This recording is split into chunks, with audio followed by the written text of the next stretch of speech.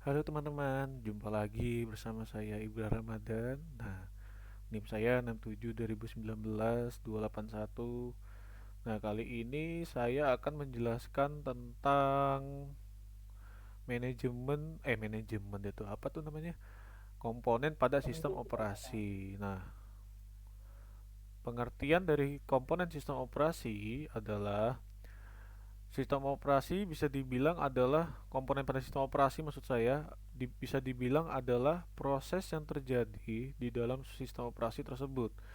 Nah, menurut beberapa ahli yaitu Avi Silbersatz, Peter Galvin, dan Greg Gagne, ada beberapa komponen yang umumnya dimiliki oleh sebuah sistem operasi modern, yaitu ada manajemen proses, manajemen memori utama, manajemen berkas, manajemen sistem input dan output, manajemen penyimpanan utama, sistem proteksi, jaringan, dan yang terakhir ada command interpreter system.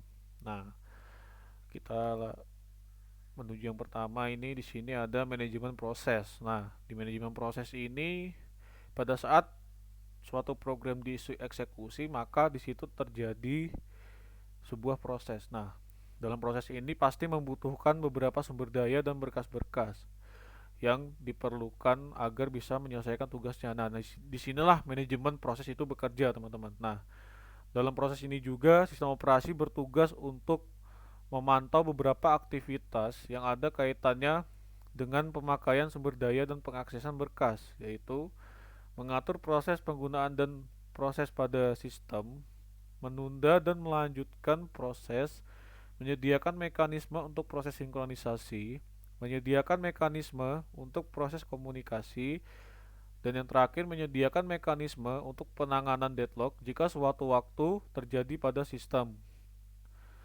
Terus ada manajemen memori utama. Nah, pengertian dari memori sendiri merupakan komponen yang memiliki ukuran paling besar. Di sini segala instruksi dari program dan data disimpan. Dan pada saat CPU memerlukan data untuk memproses suatu instruksi, maka dapat diakses di memori utama. Dalam hal ini, sistem operasi memiliki beberapa fungsi, yaitu memantau aktivitas dari manajemen dari memori utama itu sendiri. Ada dua, teman-teman, yaitu menjaga track memori yang sedang digunakan dan user yang sedang menggunakan. Terus yang kedua ada memilih program yang akan dimuat ke dalam memori. Berikutnya ada manajemen berkas. Nah, manajemen berkas merupakan kumpulan dari informasi yang saling berhubungan dengan program dan data yang dibuat.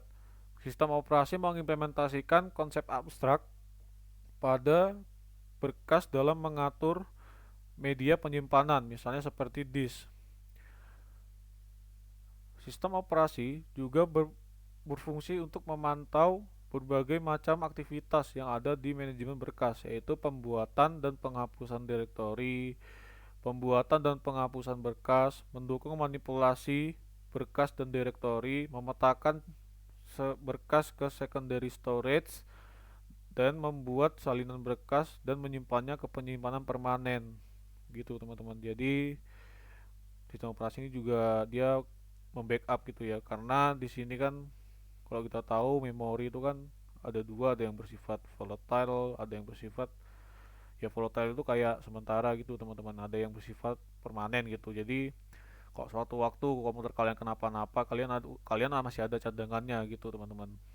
Nah, yang terakhir ada yang lagi manajemen input atau output. Nah, pada manajemen input output ini seringkali disebut sebagai device manager.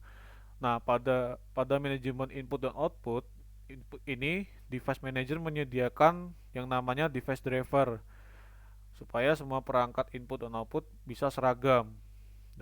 Misalnya gini, seorang user menggunakan operasi yang sama untuk membaca berkas pada hard disk, CD-ROM, flash disk, dan floppy disk. Komponen dari sistem operasi untuk input dan output adalah buffer. Buffer yaitu menampung data untuk sementara waktu dari perangkat input dan output pertama ke perangkat input dan sebelum. Jadi gini, buffer ini berfungsi untuk menampung data yang dihasilkan dari input dan output dari satu komputer ke perangkat input atau output ke komputer yang lainnya, teman-teman. Nah, kalau spooling itu melakukan penjadwalan penggunaan perangkat input dan output supaya lebih efisien. Terus ada yang terakhir itu menyediakan driver untuk dapat melakukan operasi pada perangkat input dan output. Terus ada sistem proteksi. Nah, sistem proteksi ini mengacu pada mekanisme karena mengontrol akses oleh program, prosesor, atau penggunaan akses ke sumber daya lainnya. Ada beberapa yang harus diperhatikan dalam mekanisme proteksi. Yang pertama, bisa membedakan antara pengguna yang sudah diberi izin atau belum. Yang kedua, ada specify the controls to be imposed atau menetapkan sistem pengaturan yang digunakan. Yang ketiga, ada provide a means of enforcement, menyediakan atau menyiapkan alat yang digunakan. Jadi pada sistem proteksi ini, dia ini kayak kita misalnya mengakses program, terus memakai prosesor, dan yang lain-lain itu dia ini yang berfungsi untuk mengontrolnya, teman-teman, supaya tidak terjadi penggunaan yang berlebihan gitu, teman-teman, maksudnya. Terus ada jaringan. Nah, pada era saat ini sudah menjadi hal mutlak jika perangkat komputer melakukan komunikasi data antar perangkat komputer lainnya. Nah, pada model sistem terdistribusi, sekumpulan prosesor yang tidak berbagi memori atau clock diatur oleh sistem operasi komputer host untuk penggunaan prosesor dan alokasi tempat penyimpanan, serta mekanisme pendistribusian data maupun proses yang dilakukan. Nah, sistem terdistribusi memperbolehkan user untuk mengakses ke berbagai macam sumber daya pada sistem. Akses tersebut menyebabkan computation speed up. Nah, computation speed up ini proses komputasi semakin cepat. Terus ada increase data availability, jadi peningkatan ketersediaan data.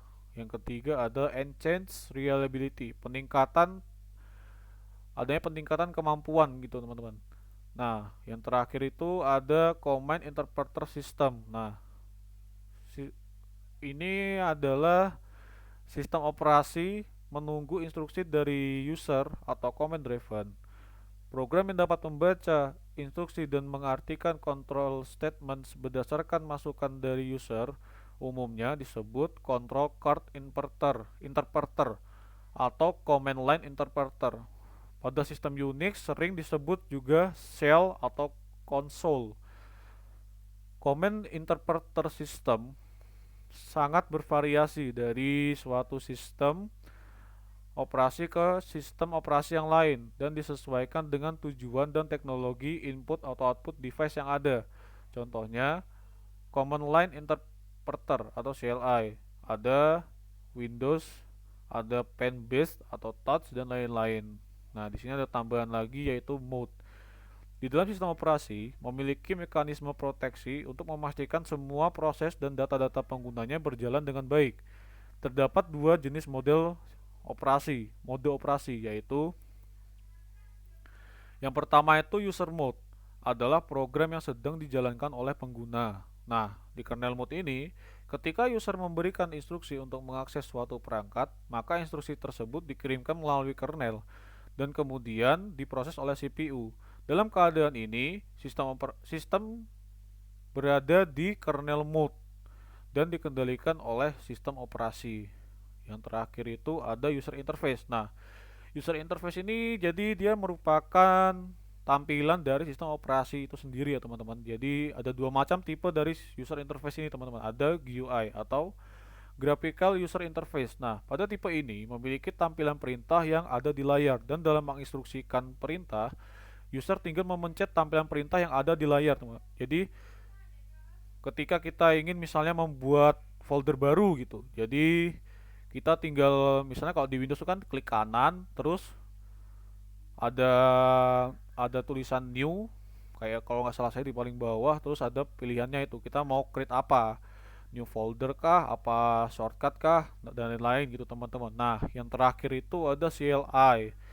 CLI itu adalah Command Line Interface. Nah, bedanya sama yang GUI tadi, Pada tipe ini dia memiliki tampilan perintah, sama-sama memiliki tampilan perintah, tapi dalam pemberian instruksinya user harus menulis instruksi yang ingin diberikan gitu teman-teman. Jadi misalnya kita mau mengakses directory, atau kita mau mengakses apa ya, kayak mengakses suatu folder gitu, kita harus memberikan komen gitu. Jadi kayak ada kodenya tersendiri gitu teman-teman. Nah, ini biasanya terdapat di, bisa kita lihat di biasanya Ubuntu tuh teman-teman. Nah, saya kira begitu saja teman-teman dari penjelasan saya ini. Kurang lebihnya mohon maaf. Maafkan saya jika ada salah-salah kata yang kurang berkenan di hati teman-teman. Saya ucapkan terima kasih dan selamat siang.